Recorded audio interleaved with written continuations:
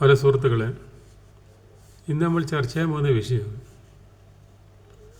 അന്യഭാഷയിലുള്ള super താരങ്ങളും പിന്നെ ഹീറോസും, super താരങ്ങളല്ലാത്ത നായകന്മാരുണ്ടല്ലോ, അവരും മലയാള സിനിമയിൽ അഭിനയിച്ചതിനെക്കുറിച്ചാണ്. അതിൽ ആദ്യകാലത്ത് തമിഴിലെ ഏറ്റവും പ്രശസ്തനായ ശിവാജി ഗണേശൻ മലയാളത്തിൽ അഭിനയിച്ചാണ്. ബിഗ്ഗസ്റ്റ് സൂപ്പർ സ്റ്റാർ നസീർ സാറിൻ്റെ കൂടെ സ്കൂൾ മാസ്റ്ററിലും തച്ചോളി അമ്പുവിലും ശിവാജി അഭിനയിച്ച്. പിന്നെ ഒരു പ്രശസ്തനാണ് ജമിനി ഗണേശൻ. ജമിനി ഗണേശൻ മലയാളത്തിൽ അഭിനയിച്ചതാണ് കുമാരസംഭവത്തിൽ. പിന്നെ വേറൊരു പ്രശസ്തനാണല്ലോ നമ്മൾ കമലഹാസൻ മലയാളിയല്ലല്ലോ, തമിഴ്നാട്ടിലാണല്ലോ. അപ്പോൾ കമലഹാസൻ്റെ കാര്യം പറയണം. കമലഹാസൻ നിരവധി മലയാള സിനിമകളിൽ അഭിനയിച്ചു, അതിനെടുത്ത് വരേണ്ട ആവശ്യമില്ല. പിന്നത്തെ പ്രശസ്തനാണ് സൂപ്പർ താരം രജനീകാന്ത് മലയാളത്തിൽ അഭിനയിച്ചാണ് അലാവുദ്ദീൻ അത്ഭുത വിളക്കും ആദ്യമായിട്ട് അഭിനയിച്ചത്. പിന്നെ ഗർജൻ എന്ന് പറഞ്ഞ പടത്തിൽ അഭിനയിച്ചു. ഗർജനത്തിൽ ജയൻചേട്ടൻ അഭിനയിക്കേണ്ടായിരുന്നു ആദ്യം. അതിൻ്റെ ജയൻചേട്ടൻ മരിച്ചേരും, പിന്നെ അതിന് പകരം രജനീകാന്ത് അഭിനയിച്ചു. ജയൻചേട്ടൻ്റെ 2-3 സീന് ആ പടത്തിൽ ഷൂട്ട് ചെയ്തിന്. അതിൽ ഒരു സീന് അഹങ്കാരം എന്ന് പറഞ്ഞ പടത്തിലിട്ട് അതിൽ കൂട്ടിച്ചേർത്ത്. പിന്നെ ഒരു പാട്ട് സീനുണ്ടായിരുന്നല്ലോ, അത് പിന്നെ കണ്ടിട്ടില്ല. തമ്പുരാട്ടി നിൻ കൊട്ടാരത്തിൽ രതി തമ്പ്രാടമാടും അന്തപുരത്തിൽ എന്നെല്ലാം പറഞ്ഞ നല്ല പാട്ടാണ്. അതൊരു വെള്ള പാൻറ്റും വെള്ള കോട്ടലിട്ടിട്ട് ജയൻചേട്ടൻ പാടുന്നത്. അത് പിന്നീട് കണ്ടിട്ടില്ല. അത് പിന്നെ ഗർജൻ എന്നുള്ള പടത്ത് രജനീകാന്ത് അഭിനയിച്ചു. പിന്നെ ജയശങ്കർ തമിഴ്നാട്ടിലെ ജെയിംസ് ബോണ്ട് എന്ന് പറഞ്ഞിട്ട് അറിയപ്പെടുന്ന നടനാണ്. മലയാളത്തിൽ വിൻസെൻറ്റിനെ പോലെ ആക്ഷൻ ഹീറോ. ജയശങ്കർ നസീർ സാറിൻ്റെ കൂടെ വില്ലനായിട്ട് അഭിനയിച്ചതാണ് ഭൂകമ്പം. പിന്നെ രവിചന്ദ്രൻ എന്ന് പറഞ്ഞിട്ട് പഴയ ഫേമസ് നടനുണ്ട്, ആക്ഷൻ ഹീറോ തന്നെ തമിഴ്നാട്ടിൽ, നല്ല ബോഡിയെല്ലായിട്ട്. ആ രവിചന്ദ്രൻ ഷീലയുടെ ഭർത്താവ് ആരോമലുള്ളിൽ നസീർ സാറിൻ്റെ കൂടെ അഭിനയിച്ചു. പിന്നെ നസീർ സാറിൻ്റെ കൂടെ തന്നെ അഗ്നിമൃഗത്തിൽ അഭിനയിച്ചു. പിന്നെ ഓമന എന്ന് പറഞ്ഞ പടത്തിൽ അഭിനയിച്ചു. അതിൽ നസീർ സാർ ഗസ്റ്റ് റോളിലാണ്. അത് പിന്നെ അതിനൊരു പിന്നാമ്പുറ കഥയുണ്ട്. ഓമന എന്ന് പറഞ്ഞ പടം രവിചന്ദ്രനെ എടുത്ത് ഷീലയെ എടുത്ത് വിതരണക്കാർ എടുക്കുന്നില്ല പടം. കാരണം വിതരണക്കാർ ആരും പൈസ കൊടുത്ത് പടം എടുക്കണ്ടേ, എന്നാലേ തിയേറ്ററിൽ ഇറക്കാൻ കഴിയും. അങ്ങനെ നസീർ സാറിൻ്റെ അടുത്ത് ഓടിപ്പോയി നിർമ്മാതാവ് ഒരു 2-3 സീനിൽ അഭിനയിക്കുകയും ചോദിച്ചു. നസീർ സാറിൻ്റെ പിന്നെ പോസ്റ്ററിൽ തല കണ്ടു കഴിഞ്ഞാലും പടം വിജയിക്കും. അങ്ങനെ വിതരണക്കാർ പറഞ്ഞു നസീറിൻ്റെ 2 സീനില്ലെങ്കിൽ 2 സീൻ നസീർ സാർ അഭിനയിക്കുമെങ്കിൽ നമ്മൾ എടുക്കാമെന്ന് പറഞ്ഞു. അങ്ങനെ നസീർ സാറിൻ്റെ അടുത്ത് നസീർ സാർ 2-3 സീനിൽ അഭിനയിച്ചു കൊടുത്തു ഗസ്റ്റ് റോളിൽ. പോസ്റ്ററിൽ നസീർ സാറിൻ്റെ വലിയ പിന്നെ ഫോട്ടോ, രവിചന്ദ്രൻ്റെ ചെറുത്. എല്ലാവരും ഓമന നസീർ സാറിൻ്റെ പടമെന്ന് പറഞ്ഞ് തിയേറ്ററിൽ ഇടിച്ച് കയറി. നോക്കുമ്പോഴത്തേക്ക് നസീർ സാർ 2-3 രംഗത്ത് അഭിനയിച്ച് പിന്നെ നസീർ സാറില്ല. പിന്നെ പിറ്റേന്ന് മുതൽ സിനിമ കാണില്ല. പക്ഷെ ആദ്യത്തെ ദിവസം കലശം കിട്ടി. അങ്ങനെ രവീന്ദ്രൻ്റെ ഓമന. പിന്നെ വേറൊരു നടനാണ് ജമിനി ഗണേശൻ. ഞാൻ പറഞ്ഞു കുമാരസംഭവത്തിലും അഭിനയിച്ചതും പിന്നെ അലാവുദ്ദീൻ അത്ഭുത വിളക്കിലും ജമിനി ഗണേശൻ അഭിനയിച്ചിട്ടുണ്ട്. പിന്നെ ശരത് കുമാർ അഭിനയിച്ച്. ശരത് കുമാർ ഫേമസ് ആയിട്ടിരിക്കുമ്പോൾ തന്നെയാണ് പഴശ്ശിരാജിൽ അഭിനയിച്ചത്. നല്ല പ്രേക്ഷക ശ്രദ്ധ പിടിച്ചു പറ്റി, നല്ല അഭിനയമായിരുന്നു.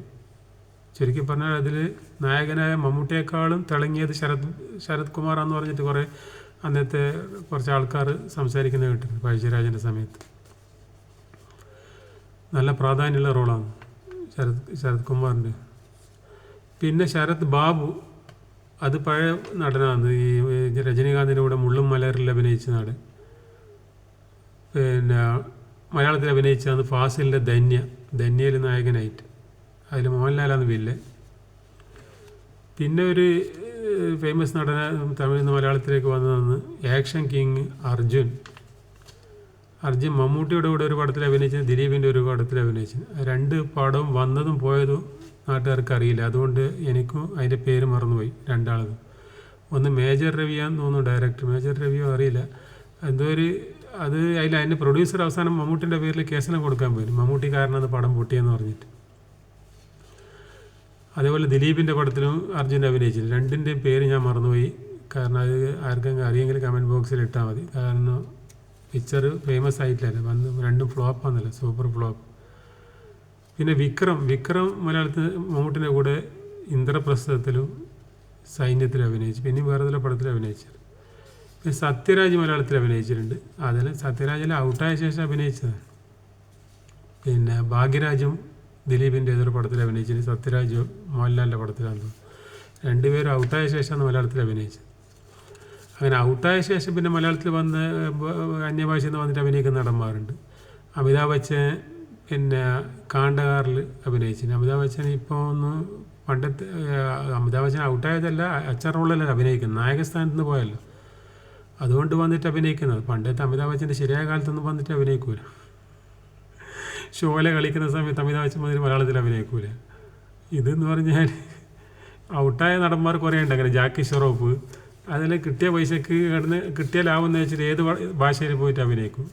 ചോറിൻ്റെ പൈസ 100 രൂപ വെച്ച് ചോറിൻ്റെ പൈസ 100 രൂപ കിട്ടുമെങ്കിൽ പിന്നെ ഏത് ഭാഷയിലും പോയിട്ട് അഭിനയിക്കും. അങ്ങനെ ജാക്കി ഷെറോഫ് വിജയിൻ്റെ ഒരു പടത്തിൽ വില്ലനായിട്ട് വിജയിൻ്റെ അടികൊള്ളുന്ന സീനിൽ പണ്ടത്തെ ജാക്കി ഷെറോഫ് അങ്ങ് അഭിനയിക്കൂല. ഹീറോ എല്ലാം കളിക്കുന്ന സമയത്ത് അങ്ങനെ അഭിനയിക്കില്ല. ഇപ്പോൾ ഏതാനും ഔട്ടായി, എനിക്ക് കിട്ടിയ പൈസ ലാഭം ചെയ്തിട്ട് ഏതെങ്കിലും ഭാഷയിൽ പോയിട്ട് അഭിനയിക്കും.